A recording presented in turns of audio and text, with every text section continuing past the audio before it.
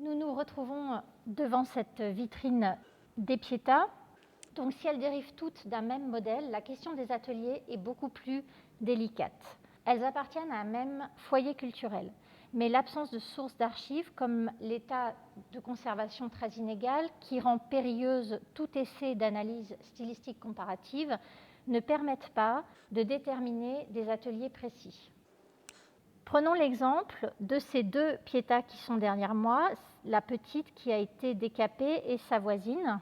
Alors elles sont effectivement de plus petite taille, la composition est plus ramassée, le corps du Christ plus compact, sa main très large et carrée au milieu de la terrasse, une mèche qui retombe de manière très raide à l'arrière de son cou, le visage de la Vierge est trapu, le maxillaire fort.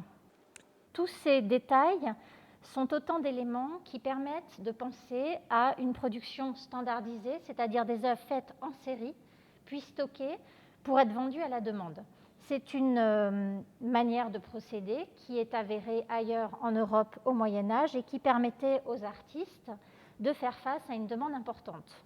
Et en Savoie, comme le montre cette vitrine, la demande pour ces Pietà a dû être importante puisqu'elles sont très nombreuses à nous être parvenues aujourd'hui.